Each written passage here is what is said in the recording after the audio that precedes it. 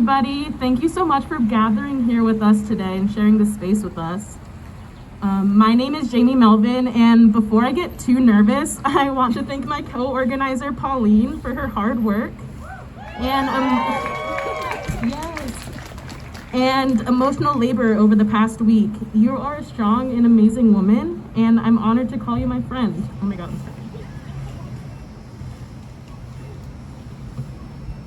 I also wanted to thank my friends who supported me and empowered me as I transformed my rage, anger, and fear into this rally. I also wanted to thank everyone here for coming out, sharing this space with us, and demanding change. To be honest, this is my first time organizing anything that's not my room, and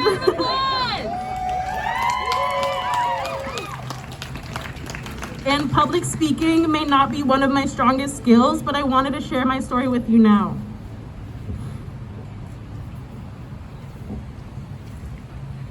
I'm a 23-year-old biracial Asian American woman, and I was born in Maryland to a Japanese immigrant mother and a white American father. I have struggled for years with my personal identity. Being a biracial woman in this country, I have been told I am not enough. I am not white enough, I am not Asian enough, and I am not enough. This led to internalized hatred, racial trauma, internalized racism, and a pressure to conform to white America and to erase my cultural heritage. I have fought hard to confront the years of my personal erasure of my AAPI heritage. Growing up, I would be teased for my facial features, the way that I ate my food, and the way that my food smelled and looked. The food that my mother had lovingly prepared for me. I had no clue why. I have spent years trying to fit in with Western standards of beauty, years pushing away my mother's language.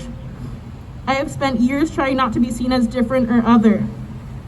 Unintentionally, I was absorbing the white narrative. Unlearning these cultural biases within myself has been a journey, one that I'm not finished with yet. I still have work to do, I admit it. Society still has work to do, we must admit it.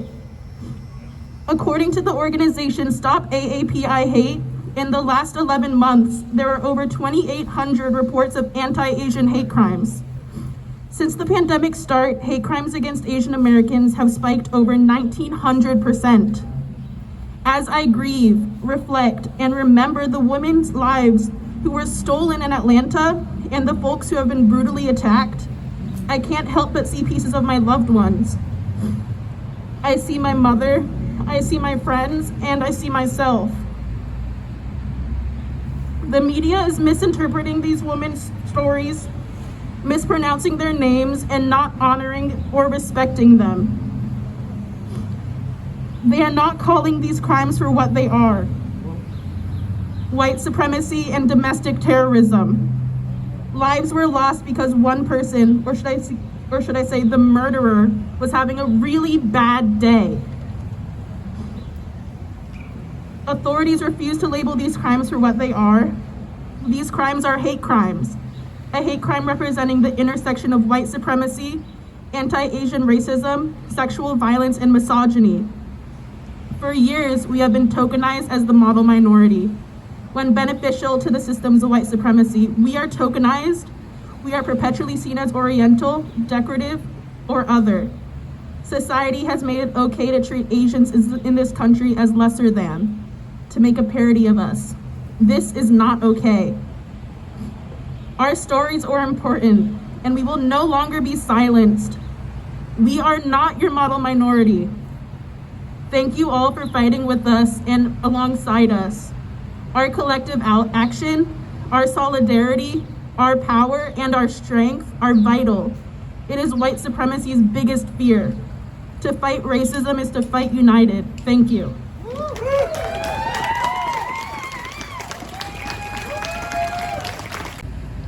Hi everybody, thank you so much for being here, and thank you Jamie for that wonderful opening.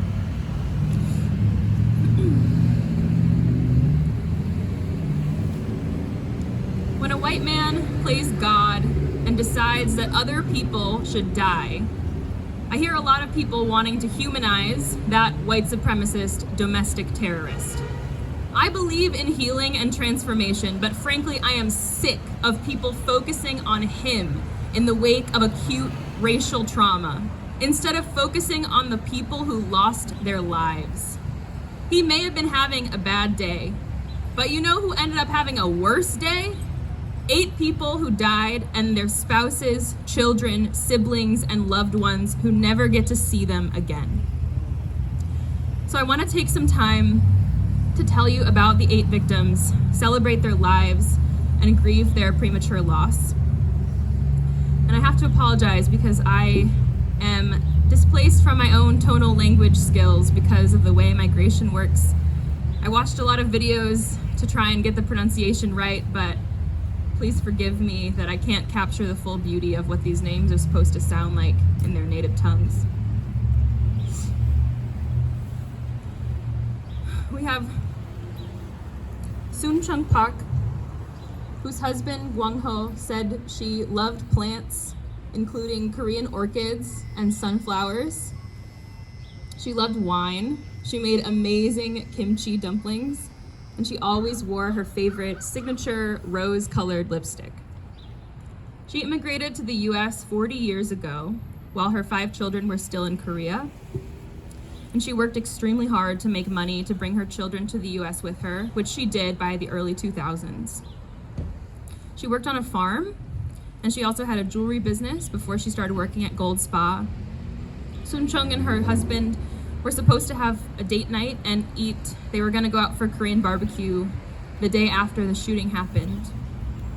He wondered what would have happened if they had just gone earlier. Gwang Ho said she was young in spirit, like a kid who couldn't stay still, always so bubbly. Hyun Chung Kim, whose married name was Grant, but her son Randy called her by her maiden name, was a single mother who left 2 sons, Randy and Eric. Randy said his mom was his best friend, and she dedicated her whole life to caring for him and his brother with the rest of their family back in South Korea. Randy said this on the GoFundMe. Wonderful friends and friends of family gathered to share our grievances and sorrow over her passing. My brother and I are extremely grateful for the support that everyone has given us. She rests in an idyllic white casket embraced by a bed of beautiful pink, white, and blue flowers. We chose a plot high up away from the noises of the street with an arboreous view. Our mother will rest basking in a constant warmth of daylight. She'll truly be able to rest peacefully. Soon Cha Kim, whose granddaughter Regina said that she immigrated to the US from Seoul, South Korea to provide a better life for her family. Regina described her as pure-hearted, an extremely hard worker of 2 or 3 jobs at a time, and selfless. She said on her fundraising page, "Outside of our immediate family, everyone that met my grandmother loved her dearly. She was pure-hearted and the most selfless woman I knew. She represented everything I wanted to be as a woman, without an ounce of hate or bitterness in her heart." Regina also said that during their weekly phone calls, Suncha would always remind her, "Stay strong in life. When you're happy, I'm happy."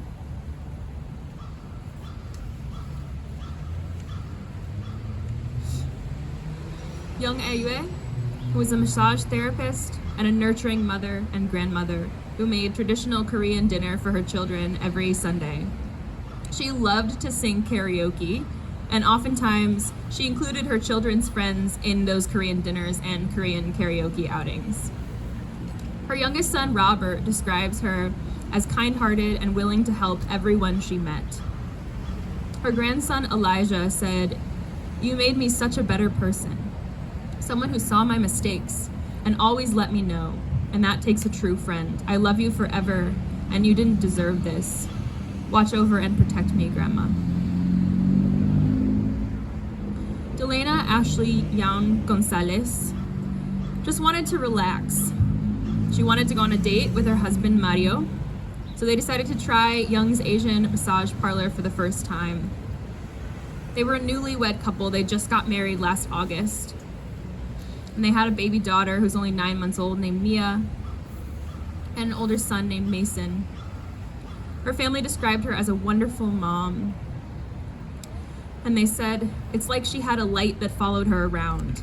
Everyone was drawn to her. Paul Andre Michaels had been married to his wife Bonnie for over 20 years. He owned his own business installing security systems, and he was doing electrical work for Young's Asian Massage Parlor last Tuesday. But he was also talking to Xiaojie, the owner, because he was thinking of opening his own spa. His brother John said he was basically my twin, and he said that Paul would loan people money if they needed it, and that you would never leave his house hungry. Dao Yofeng, we don't have her picture, and we don't know that much about her, but she worked at Young's Asian Massage Parlor, and a longtime customer of hers described her as sweet and kind, and I know that she had a full life that we don't know about.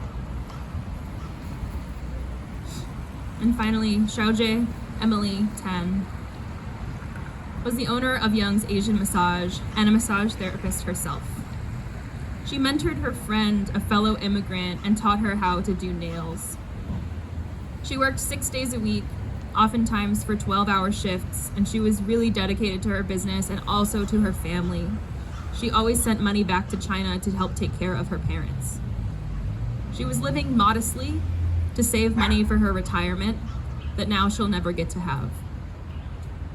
Her eulogy said, she was like many of us, first-generation immigrant, intelligent, hardworking, and always kind to others, loved to serve the community. She's a good daughter, mother, sister, friend, and neighbor. Her daughter Jamie was planning a party for her mom's 50th birthday, which would have been the day after she died. So I was hoping that together we could sing happy birthday to her. And then after that, take a moment of silence. Well, good afternoon. For those of you who don't know me, my name is Samantha Searles, and along with my friend Kurt, who you'll hear from later, we are founding members of Black Lives Matter Nashua. We're here today to show up for the New Hampshire AAPI community, just like they've done for us time and time again. I do want to point something out, though. I'd be remiss if I didn't say this. Last week, there was a rally similar to this in Concord, New Hampshire. And I don't remember exactly what time it was, but I started by saying, this rally came together in less than 48 hours, and I managed to get out of my various jobs to be here. Where's Chris Sununu? And I wasn't aware of this, but an hour later, he posted that he was having a day off skiing. And I was like, oh, well, that's cute. I don't know where he is today. I haven't checked his social media, but he's not here. So just something to keep in mind there. Anyways, those outside of the BIPOC community will tell you that Black and Asian people don't get along, that we're too different culturally to ever see eye to eye, and that there's division that won't ever go away. That's wrong. And as opposed to arguments about the gender or lack thereof of a plastic toy potato, that argument is actually divisive. I see people who built the South and the West under oppression. I see cultures that stand up for each other time and time again. I see people who love this country even after atrocities committed against them by it. And so when I was asked to be here, when there was an opportunity to come here, I dropped everything as fast as I could, just like so many of my AAPI friends did in the wake of George Floyd's murder last year. I have to confess that I haven't always been this way. About 5 years ago, my cousin married a second-generation Chinese woman after they dated for a few years, and I'm ashamed to say that some of our extended family didn't get it, as if there's anything to get. I didn't realize then, as a young teen, that she was constantly being berated by microaggressions. I didn't pick up on them. I didn't join in on them, but I didn't know how to protect her. And I've only just started learning how in the past few years. Your story might be similar to mine. You may not have a lot of authentic Asian representation in your life, and I do have to say authentic because Hollywood, as per usual when it comes to BIPOC individuals, doesn't count. Maybe you don't know the books to read or the folks to follow because your education barely scratched the surface of what AAPI communities have gone through in America. And if you're here today and you're angry and you're outraged, that's half the battle, but we really do have some work to do. We have research to conduct and truths to find because lives depend on the work that we do. As a journalism student, I've been following the recent uptake in hate crimes, and I've been aware of the hypersexualization of AAPI women, but I'd never done that much homework to connect the two and to see how much deeper the systemic racism against AAPIs goes within the US. One of the first laws codifying racism into America was written about Asian immigrants. I'm so proud of the work that's being done by Black Lives Matter chapters to debunk myths and amplify facts about the Black experience, and it's been amazing to see white and other people of color grow around me over the last year. I want the Asian American community to feel the same way that we do, that there's a little bit of hope now. I have a mentor in the crowd today. She's an ESOL teacher in multiple school districts. And last week, her kids were worried about coming to a rally. They were worried about getting shot. Her youngest child is 9. Parents of color everywhere have had to have these conversations with kids since white supremacy first marred our lives. How many more kids have to have those fears? How many more parents have to debate when innocence ends and reality has to kick in? And how many white men will have their actions excused by bad days? Y'all remember the Charleston church shooting a few years ago? They all run together now, unfortunately. But do you remember what happened after that? The suspect, Dylan Roof, was taken to a Burger King because he was also having a bad day. My bad days look like curling up on the sofa, binge watching WandaVision, and ordering way too many calories worth of food from DoorDash. We're not the same, and the media says that it is. And as a journalism student, let me tell you that when I get in there, that's not going to be the case anymore. White supremacy is going to be carried, is not going to be carried throughout the media system, and it's not going to be written off as a bad day. It's not going to be written off as a sexual perversion of some kind. It's going to be called out for what it is. I'm so sorry that we all have to be here today and now in the rain. If there's a single ounce of something positive to come out from this, it's that our communities grow a little tighter and that the forces that seek to separate us get weaker. We have way more in common than we don't. And while I can never experience a walk in your shoes, I can put on my own and walk next to you with my eyes and my ears and my mind wide open and my mouth shut while I learn from you. I want to thank the organizers who invited us here today. It's an honor to be a guest in this space, and we pledge our support. You have it. Stop Asian hate. Black Lives Matter. No one is illegal on stolen land. Love is love. Thank you. My wife and I moved here to Keene from New York City last summer to be closer to her job at Antioch University. The city where we came from, New York City, is a very diverse yet segregated city. This did not occur organically. New York City was designed to be segregated. One of New York City's chief architects, Robert Moses, never publicly said anything against Black people or immigrants. He used city planning to express his contempt of other races. During the 1930s, Robert Moses built 255 playgrounds in and around New York City. Of those, two were built in Black neighborhoods. Moses couldn't prevent Black people and immigrants from coming to New York City, so he worked alongside the city government, the state government, private banks, and real estate professionals to make New York City as inhospitable as possible for non-white people. The people who built and ran Keene succeeded where Moses and the white men who built New York City failed. Keene and New Hampshire as a state has successfully kept Black people and immigrants out. This did not happen by accident. It's not a natural outgrowth of free market capitalism. On the contrary, Keene is 95% white because the city government and its residents work in concert to preserve Keene's white identity. They do it by rejecting efforts to build affordable housing and add rental units, even though Keene, New Hampshire as a state is wrestling with an affordable housing shortage.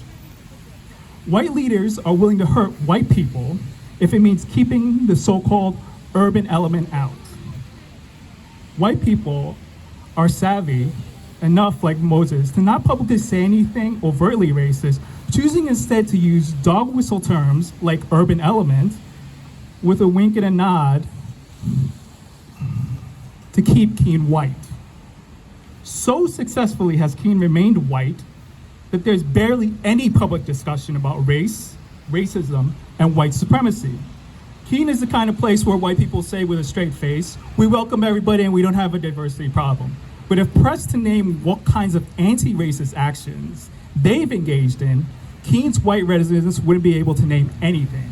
So embedded is racism in Keene that the residents live in a state of delusion where they don't recognize that their Blue Lives Matter flags, their Trump 2020 signs, and their real estate public policies are racist. A sizable portion of Keene's white residents actually believe that openly discussing race and anti-racism is itself racist. This is how white supremacy goes unchallenged for generations and how it gets passed down to children. The current generation of children and the future generations of children are far more likely to venture outside of Keene and New Hampshire than previous generations. Out there, they will encounter diversity and anti-racism, and they will have to wrestle with the question, how come my parents and the adults in Keene didn't introduce me to different cultures and teach me to respect them? Given that, I, an ABC from NYC, an American-born Chinese from New York City, I don't need your help. I don't want to be equal to you. The people whose identities, culture, and history are so interwoven with bigotry. I want you to wake up to what moral monsters you have allowed yourselves to become and to save yourselves from the decisions your forefathers and ancestors made. You have a choice. Be beholden and committed to promulgating white supremacy and systemic racism, or be liberated from it. You cannot be both. Until enough people in Keene and New Hampshire choose liberation and anti-racism, the term live free won't be a real option for white people, but an unattainable fantasy.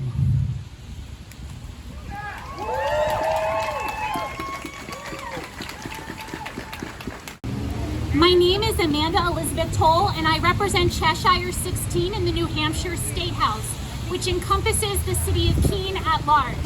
I am honored to be here today in solidarity with you to stand up against white terrorism and hate against the AAPI community. I want to begin by thanking the incredible AAPI women who organized today's events, Jamie Melvin and Pauline Ma.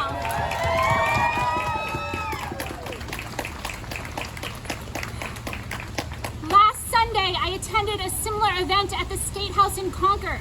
My incredible colleague, Sherry Frost, spoke about being cautious as a privileged white woman to occupy space at a time when we know the incredible importance of uplifting the voices of people of color. She went on to explain that people of color already know the ramifications of racism. They do not need to be educated. For that reason, I am here today to speak to my fellow white people. White folks, white supremacy and hate against the AAPI community and other oppressed groups is our issue to solve. It is our job to end white terrorism and supremacy. White people refusing to call out racist policy and rhetoric has led to damaging laws, hate speech, and physical violence against people of color. When we hear people making racist jokes or advocating for public policy that hurts our neighbors and friends of color, it is our problem. It is our moral duty to use our privilege to intervene, and there are so many ways to do that. Have uncomfortable conversations. Show up to public hearings to oppose racist public policy. Show up in support of public policy that will help empower communities of color. Demand that your representatives sign on to things like the No Racist Granite State Pledge. And when politicians are racist, we need to continue to demand accountability and vote them out. And when we have strong progressive candidates like my fierce sister in feminism and social justice warrior, Representative Maria Perez, we need to go to bed to make sure she keeps her seat. engaging in progressive social movement organizations like Rights and Democracy and the New Hampshire Youth Movement will help give you tools to do this critical work. White people must be as aggressive as possible in eradicating white supremacy. Lives depend on it. As white people, it is so easy to believe that this is a problem that exists in places like Mississippi and Alabama, but not in New Hampshire. No, racism and white supremacy are problems in our home as well. And it is clear in our own state house. Our politicians are actively advancing public policy that hurts New Hampshire's Black, Indigenous, AAPI, and communities of color. Currently, the New Hampshire legislature, there is a piece of legislation, HB 266, which will allow New Hampshire law enforcement to initiate investigations of immigration status. This bill will essentially turn New Hampshire law enforcement officers into federal immigration officers. This will have xenophobic and racist implications, as it will open the door to profiling immigrants and racial and ethnic minorities. Another bill, HB 544, would prevent the discussion of so-called divisive concepts related to race and sex from being taught in state contracts, grants, and training programs. HB 544 would prevent, among other things, state employees from engaging in diversity trainings. This is public policy that hurts New Hampshire's communities of color. I am deeply angry about the hate crime in Georgia that took the lives of Asian women last week. However, I am not surprised by this white supremacist violence. This country was built on stolen land. It was built on enslavement. It was built on Jim Crow. It is the country where Japanese folks were put into internment camps. It is a country where the Chinese Exclusion Act led to Chinese immigrants being turned away for years. While Chinese folks already lived here were unable to become citizens. It is a country where Black people are incarcerated in state prisons at a rate of 5 times white people. We can see in the hate crimes against AAPI folks across this country and in public policy measures, both local and national, from separating families at the border to bills here in New Hampshire that would prevent us from talking about race and look to ban asylum cities, that this legacy of white violence and supremacy is continuing. Issues of racism and misogyny are not new, and until we deal with these issues, we will not be whole and we will not be equitable. We need to develop public policy that works to end misogyny, racism, and other forms of oppression. White folks, it is our moral imperative to resist the propagation of oppression in all forms. To not be involved in politics is a privilege that we cannot afford. We must work together to resist. Last week I heard Samantha speak. I didn't know that she was going to be here. I'm so happy that she is here in Keene again today, and I'm going to end with this powerful representative from Black Lives Matter's Nashua's closing remarks. I think her words are of such great importance that we should be repeating them non-stop at every chance we get. Stop Asian hate. Black Lives Matter. No one is illegal on stolen land. Love is love. Thank you so much. Good afternoon, everybody. For those who don't know me, I'm Debbie Apramala. I'm the current chair of the Poor People's Campaign in New Hampshire.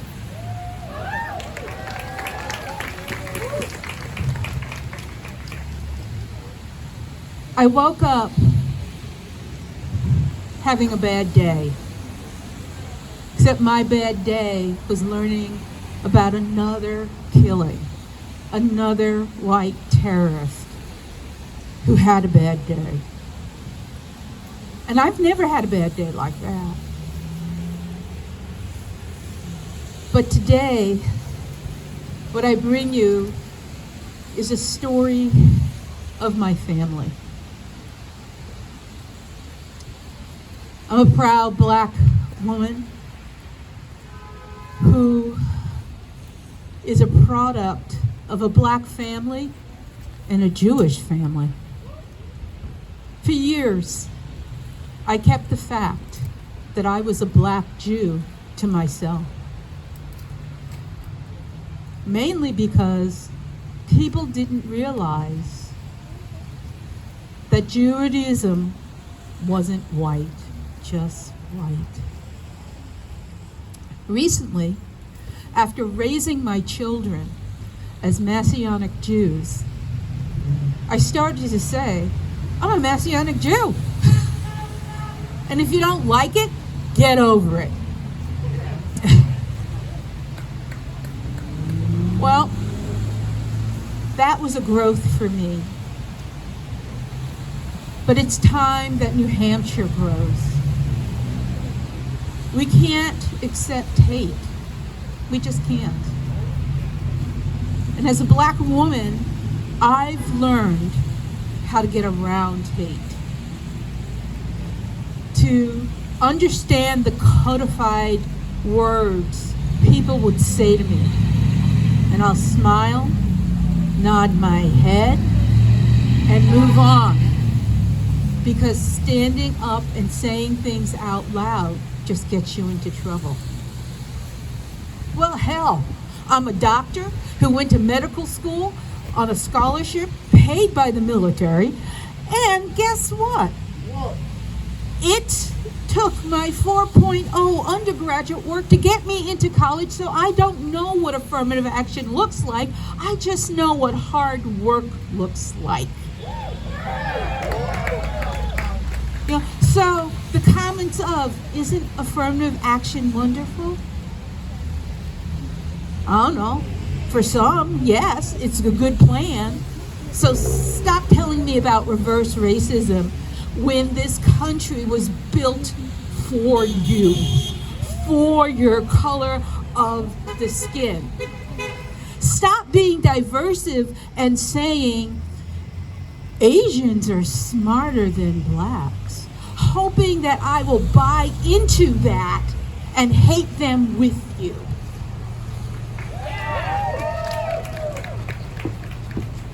I don't live for hate. I live for love. That's what my faith teaches me. But one other thing that we have to start doing and modeling is we need to stand together, side by side, to fight hate.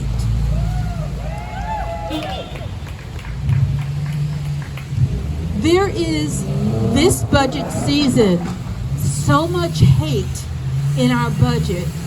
We must stand together and say, not this day.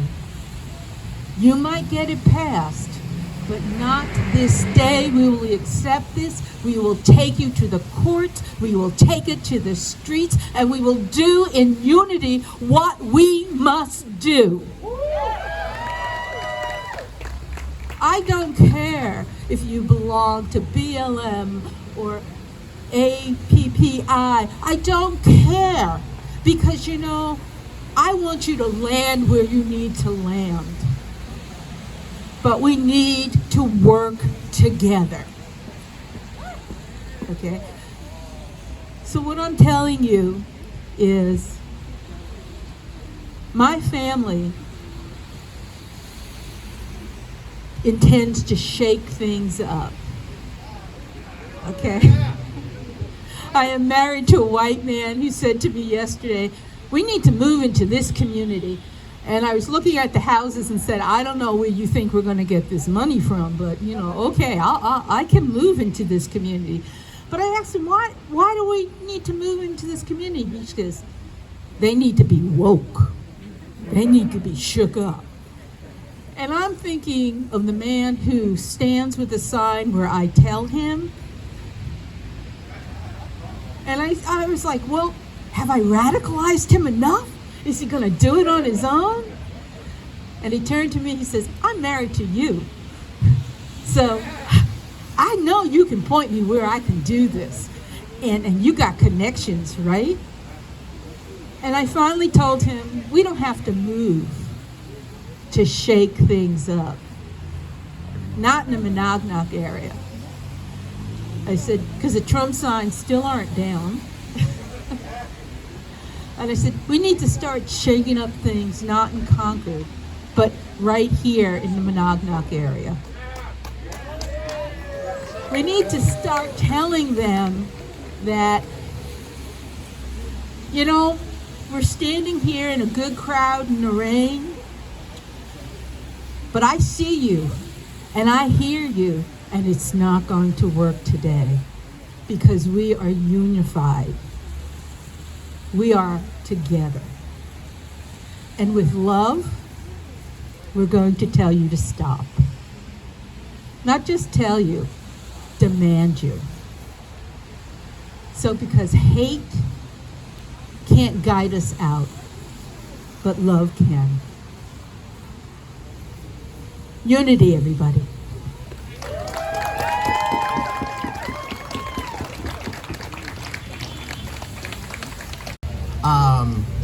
I'd like to thank Jamie and Pauline for organizing this event. And I'd like to apologize in advance because I'm probably going to start crying because I'm an emotional MF, animal potty mouth, so I'm going to try not to swear while I talk. I'd like to thank Jamie and Pauline for organizing this event, and I'd like to thank each and every one of you for taking the time out of your day to come stand out in this cold, rainy day with us in solidarity for the violence that continues to happen.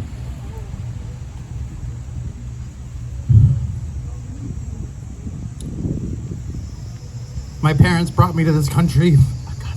My parents brought me to this country, and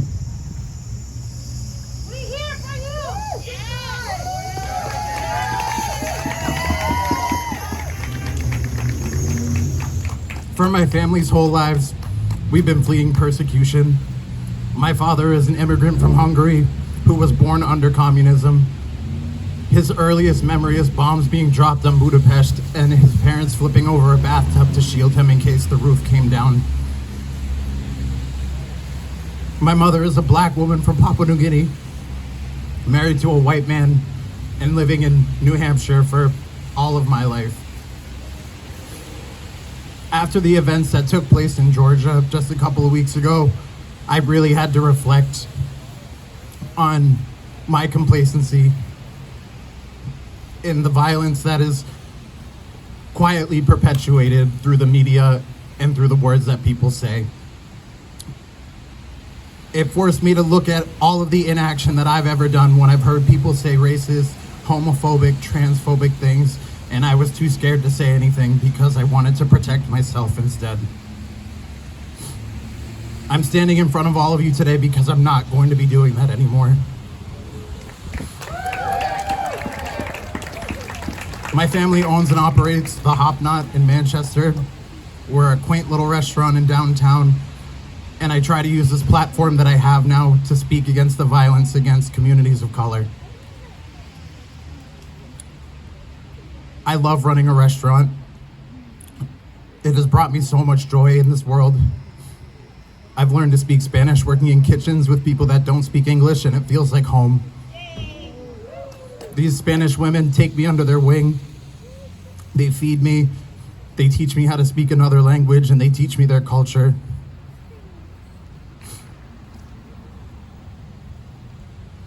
Every single day, it's thrown in people's faces, people of color's faces, violence against us. Every single day, I have to see George Floyd's face put in front of me after I had to watch him be murdered.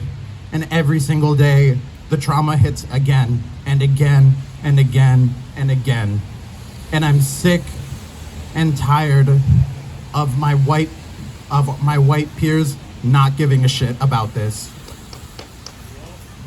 Choosing to not stand up against racism when it's happening is racist within itself. When this event was being started, I saw people standing along the sides holding up their signs, and I heard silence. People are reading your signs and they're choosing not to honk. For what? For what? I posted this on my social media pages because whenever I post anything online about stopping anti-racist hate or racist hate, people will comment, people will send responses to me saying, we stand with you, we stand with you. It's not enough to say that online, you have to show up. People's lives depend on it.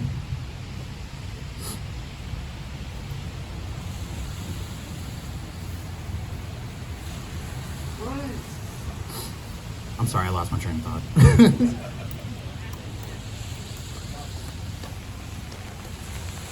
I'm a gay biracial man that has grown up in New Hampshire, and I've experienced every type of hate that somebody can. And I'm here to tell all of you today that as much as this hatred fills me all the time, love is more powerful than that. I'm not a religious man, but I believe in a lot of the teachings of various religions. I saw somebody sign that says, "Do unto others as you wish done unto you." My parents are immigrants to this country, but we were a wealthy family. I never had to worry about where my next meal was coming from. I always had food over my head. I always had a car to drive when I needed it. But my parents always taught me to give back. My whole life, we have gone into communities who are less fortunate than us to try to give back. Through our restaurant, we try to help in our community with the homeless population because it feels like nobody else will. Our elected officials do nothing. We shout at them, we tell them what our problems are, and we're met with fake sympathy. And us as the people need to hold our elected officials accountable. It's not enough to paint Black Lives Matter on driveways. It's not enough to make tweets about how you support us. We need people standing with us. It must be nice to be Governor Sununu and have a day off when people are out here fighting for our lives.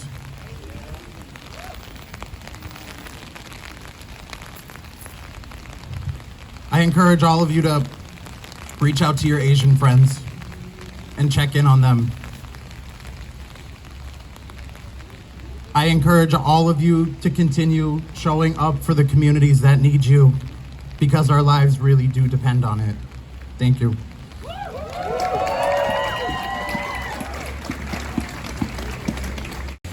Oh, it's cold. I can't feel my toes. And I got socks on. Good afternoon, everyone. How you doing today? All right, thank you. Gotta wiggle a little bit. It's pretty cold out. Whew. All right. It's really cold. I'm not sorry about that. This is just New Hampshire weather. Am I right? It's New Hampshire. All right. In 8th grade, I learned about the Japanese internment camps during World War II. That due to fear and ignorance, America rounded up innocent people and had them live in cruel and inhumane conditions. The video and photos shown to me left me in a state of anger and horror. I could not fathom how humans can do this to one another. But I knew even then that this would not be my first example of what hate and ignorance can do. That fear will take over the mind and the body. They will disable morals and empathy. That ignorance disables logic and closes minds. And that, as always, America needs a scapegoat. Once again, we are at a place where many people need a scapegoat. We have all been affected by things out of our hands. And once again, it doesn't matter if you have a bad day, hate is not accepted here.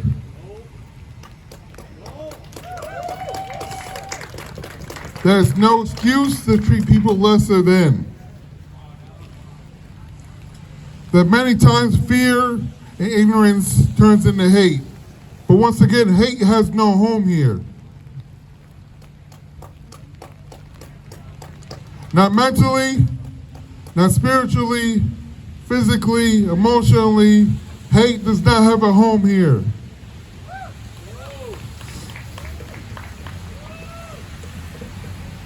I'm worried about the history of our people, of your people, I'm worried about what New Hampshire's trying to do to that. I worry about the kids in the streets. I worry about my kids. I don't have kids now, but I'm talking about later.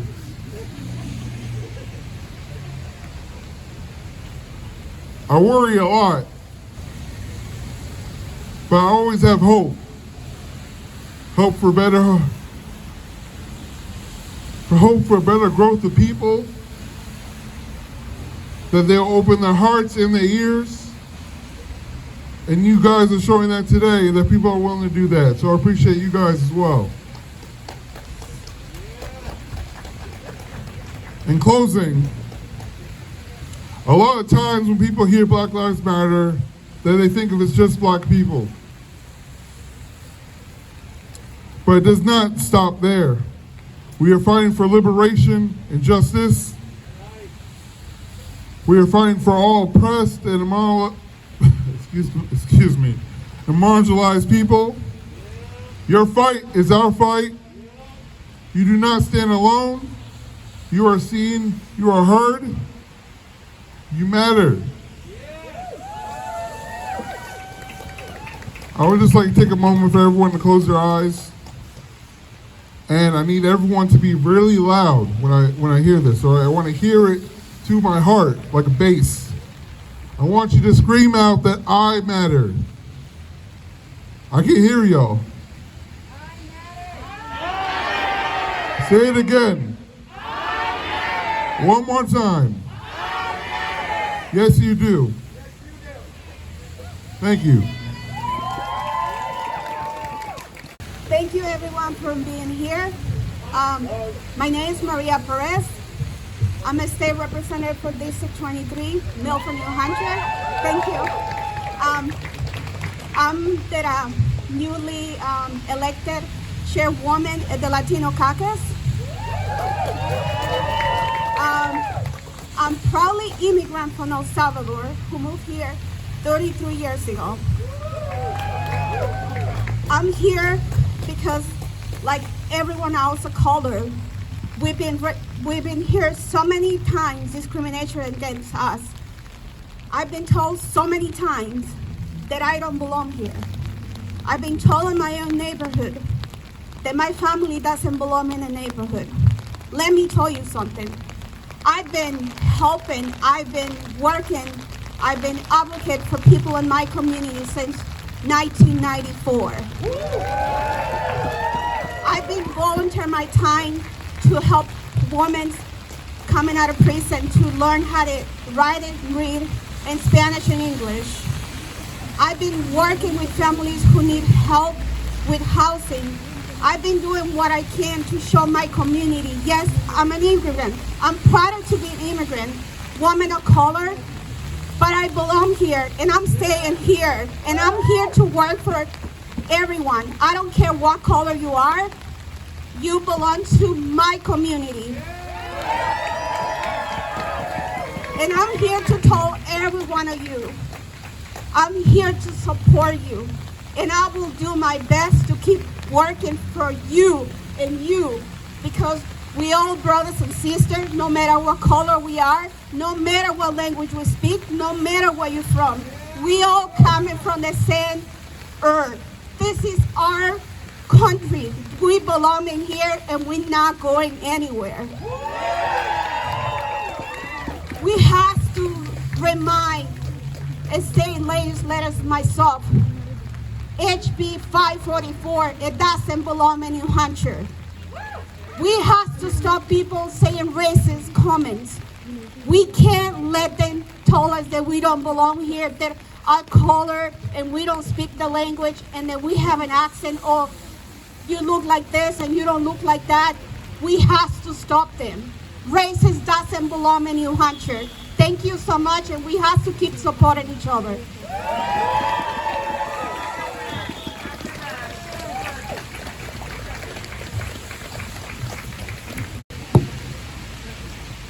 All right, everyone, I'm back.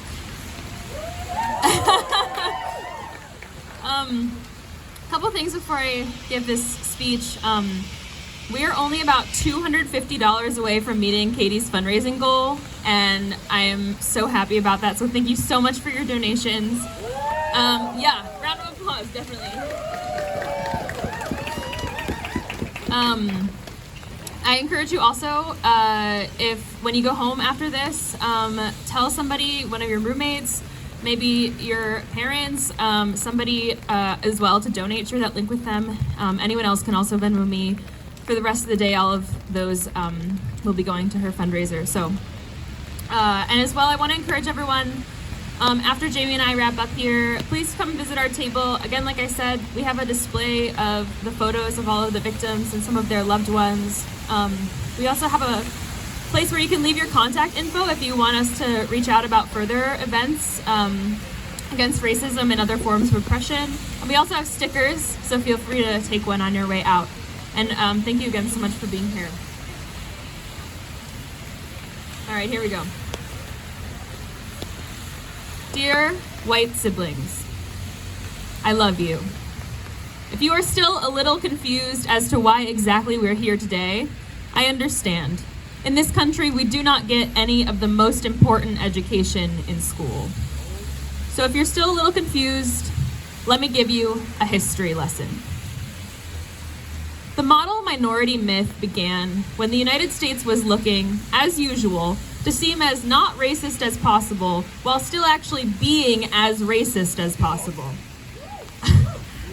After the unspeakable horrors of the white supremacist US government torturing and murdering Japanese people in internment camps in the 1940s, US media attempted to save face in international relations. They painted pictures of Japanese people rising from the ashes to be law-abiding and financially stable citizens.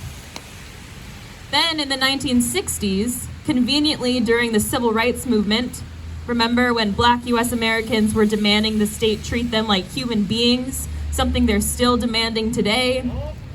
US immigration policy changed then during the 60s. Specifically, the white supremacist US government gave priority. We're gonna wait.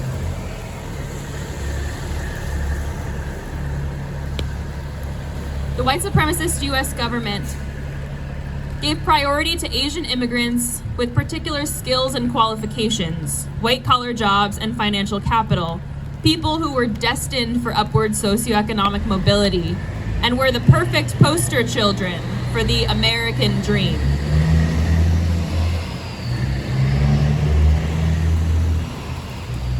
When those handpicked Asian immigrants found financial success, white supremacy turned and asked, why can't black people do the same? Spoiler alert, it's because of 4 centuries of enslavement and disenfranchisement. And the model minority myth then came of age. The idea that Asians are the model of what a minority should look like. Hardworking, law-abiding, studious, quiet, obedient. And everyone else, especially black people, were painted as lazy, incompetent, reckless, and chaotic. White supremacy has never loved us. It has only wanted to use us against our neighbors. The picture of Asianness in the model minority myth is so reductive, it's like taking a photograph and turning it into stick figures. What of our poor Asian siblings, our black and brown Asian siblings, our non-binary Asian siblings? When I got good grades in school, my peers told me that it was because I was Asian. But my white classmates succeeded because they worked hard. Are we going to pretend that hate crimes against Asian people don't happen consistently at the hand of white supremacist civilians and government? Are none of us wanted unless we do what whiteness says? The model minority myth flattens us into sameness, folds us up, and hurls us like a spear at other people of color. And when we land, we are still on the outside, still foreign, still exotic, still hated, only good to whiteness to the extent that we can be used as a weapon in its name. But whiteness has fetishized Asian women since before the model minority myth existed. In fact, the fetishization of Asian women dates back to the 1800s. Colonialism meant that US American military presence in Asian countries, and when the military came back, They brought with them propaganda that painted Asian women as extremely sexual and completely subservient. The religious foundation of the United States has always hated sex and sexuality while simultaneously craving it. Whiteness hates what it desires. The Page Act of 1875 banned women brought to the U.S. for immoral purposes, and the white supremacist U.S. government targeted this ban against Asian women specifically for fear of prostitution and hatred of the hypersexualized image of Asian women that they themselves created. This fear and hatred has never gone away, and neither has a sick, fetishized desire. From Madame Butterfly to Miss Saigon to Freaky Friday, what have we ever been to pop culture besides sex dolls or service workers?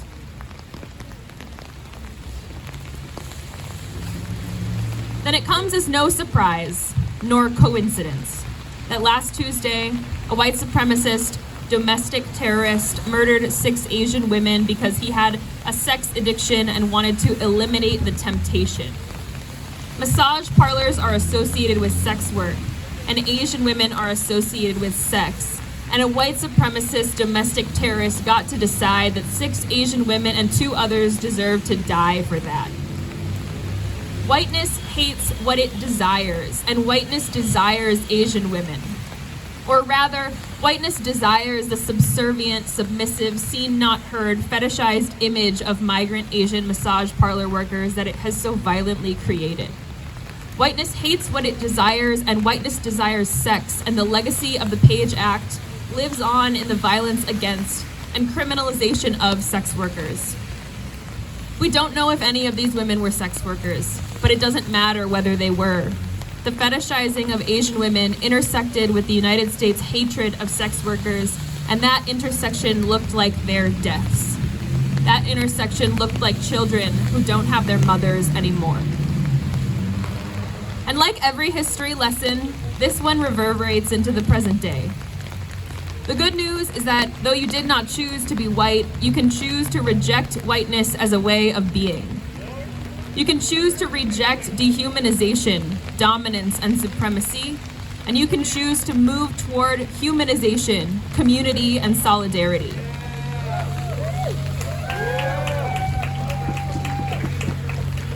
You must rehumanize Asian people in your mind and in your heart and in your relationships.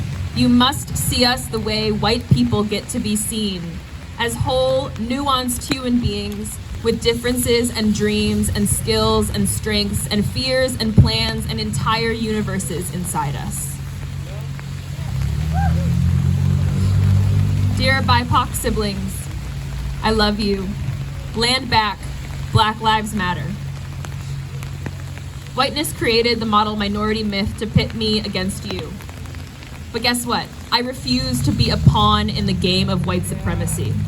I wasn't born for violence. I was born for community, and I was born for solidarity. Whiteness only likes us when we fry our food and make it smell less weird. Whiteness only likes us when we paint its nails and give it a good massage and hold its sexual shame in our cupped hands and pursed lips.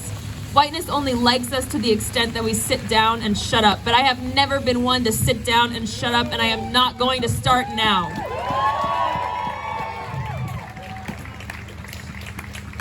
It is for all of us that we must abolish the police and ICE, and we must decriminalize and destigmatize sex work. Our fights may not be identical, but they are inextricably linked. Your freedom is my freedom, and I plan to get free together.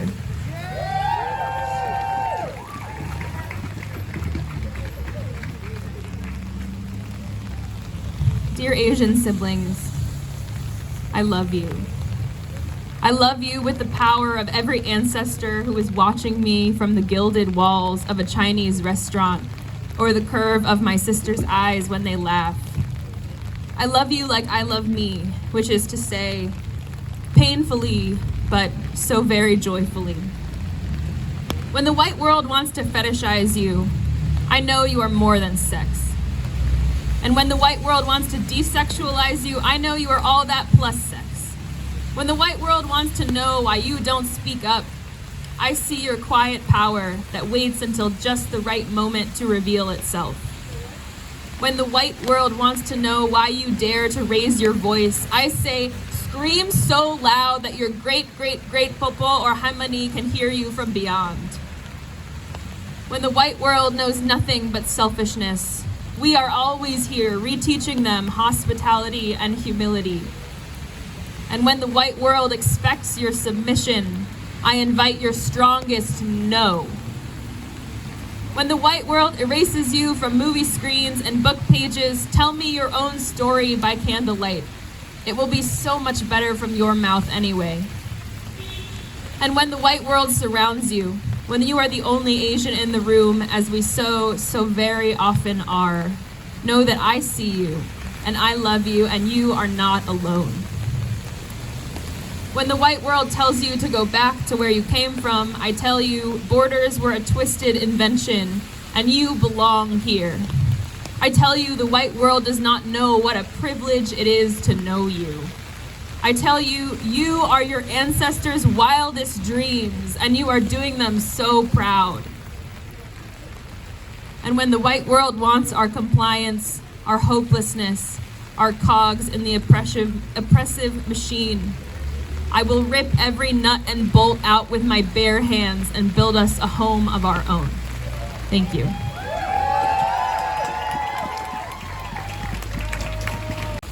Thank you so much, Pauline, for sharing your words with us today, and also for helping organize this wonderful event. And thank you everyone here for coming out, standing in the rain and the cold, and showing your solidarity for all the lives that were taken and the women and people that are being brutally attacked. I wanted to reiterate the words that Pauline said. Please feel free to visit our table. We have stickers, and we also have information sheets on how you can spread the word and also help fight for the solidarity and against anti-Asian hate.